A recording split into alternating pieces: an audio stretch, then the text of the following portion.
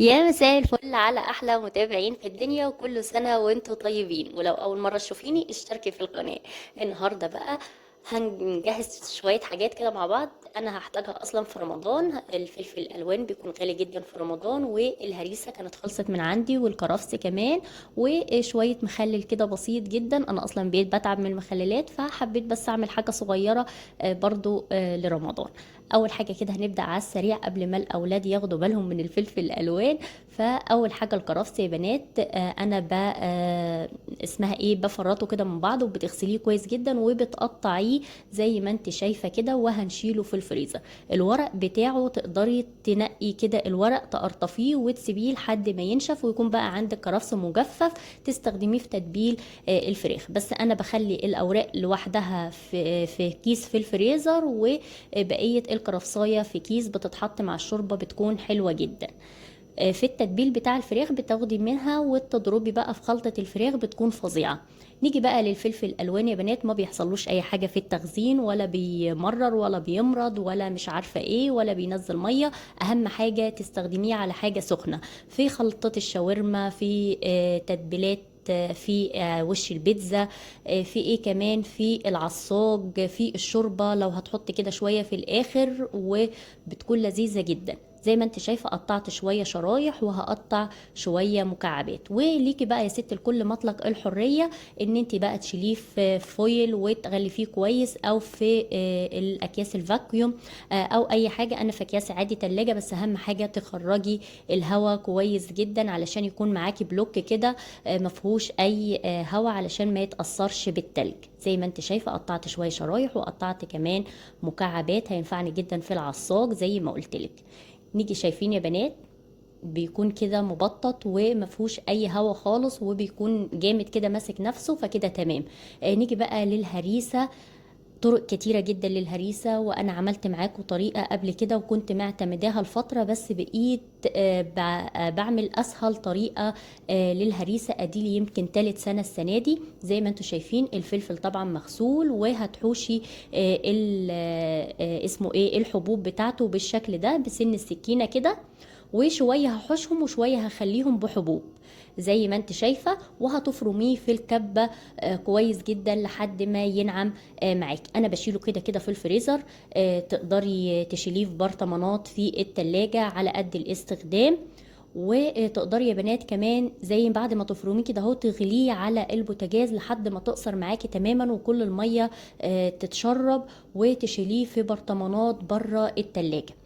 اسهل طريقه بالنسبه لي ان انا بقيت بفرمه بالشكل ده، وبحط على الكيلو مثلا معلقتين كبار من الملح زي ما انت شايفه، وبقلبه كويس جدا، وبحط عليه زيت وبشيله في التلاجة. حابة تحطي توم وكزبرة وكمون براحتك، مش حابة برضو براحتك. بس التوم والكمون والكزبرة ليه استخدامات معينة، انما بملح بس بتقدري تحطيه في كل حاجة. زي ما انت شايفة حطيت شوية زيت، وهتقلبي كويس جدا، وبقى هشيله في اكياس في الفريزر. بيكون حلو جدا مع المخللات. بتحطي تاخدي مثلا تحطي مع المخلل، مع صلصة المكرونة، مع المحشي، مع تتبيلات الفراخ، مع خلطة الكفتة، مع خلطة الحواوشي، كله ده بينفع وبيكون طعمه جبار. نيجي بقى للليفت بتاعنا. زي ما انت شايفة انا غسلته كويس جدا، وقصرت العروق الخضراء دي بتاعته.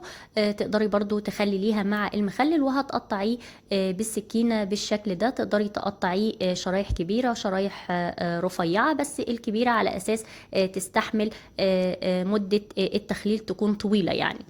انما الصغيره بتستوي بسرعه. زي ما انت شايفه حطيته في البرطمان، وهتكبسي البرطمان كويس جدا. وهنيجي بقى لمحلول الملح، اعمليه لاي نوع مخلل هيكون معاكي مظبوط جدا. لكل كوبايه من الميه معلقه كبيره هرميه كده من الملح، ولكل بقى لتر من الميه معلقه من السكر. وهتحطي بقى شويه هريسه، تحطي شويه كرفس اللي يريحك، ملح وميه بس بيكون زي الفل. عايزه يستوي معاكي بسرعه، فانت بتحطي مثلا ربع كوبايه خل وعصره ليمونه. هتسيبيه طبعا فتره طويله، انا هسيبه لحد رمضان عقبال ما يستوي، فمعاكي ازود من 20 يوم. فانا حطيت بس ايه، ميه وملح بس.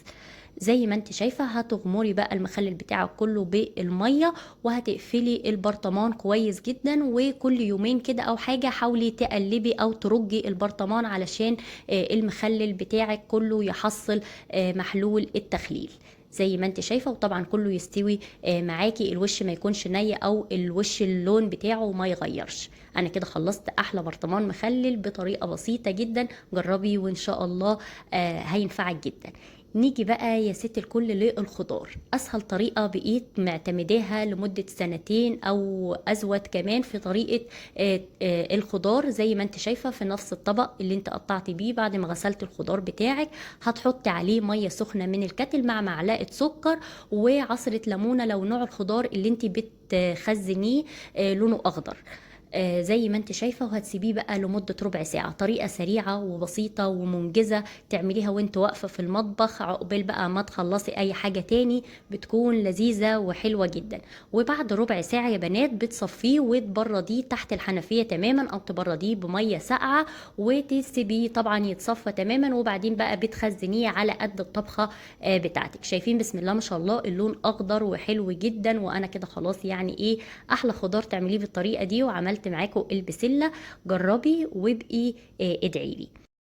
ونيجي بقى للقلقاس وطريقة تخزين القلقاس. زي ما انت شايفة كده انا جبت فوط المطبخ، انا اصلا الفوط دي مخصصها للمطبخ، فردت فوطة على الرخامة وهستخدم فوطة عشان امسك بيها القلقاس. انا مش هغسل القلقاس ولا اي حاجة، بخزنه زي ما هو كده وبيكون حلو جدا ومش بيسود ومش بيحصل له اي حاجة. عايزة اقولك لو قعد سنتين معاكي في الفريزر ما بيحصلوش اي حاجة.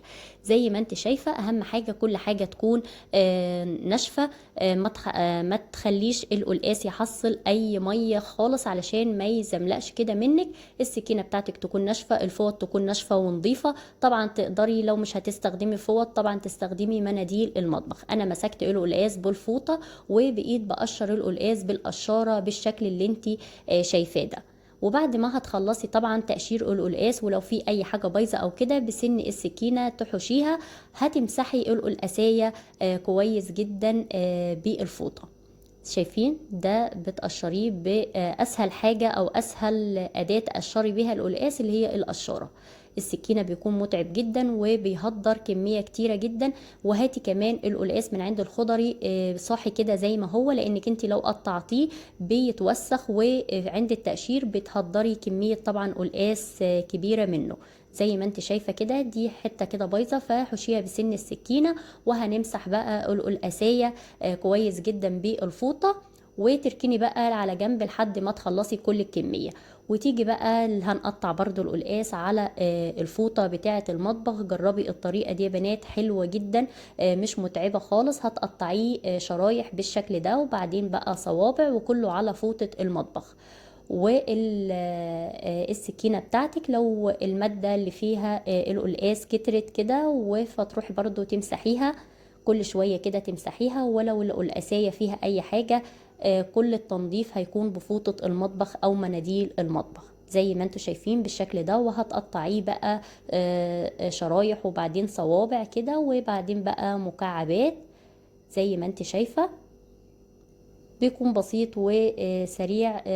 جربي الطريقة دي ان شاء الله هتنفعك جدا.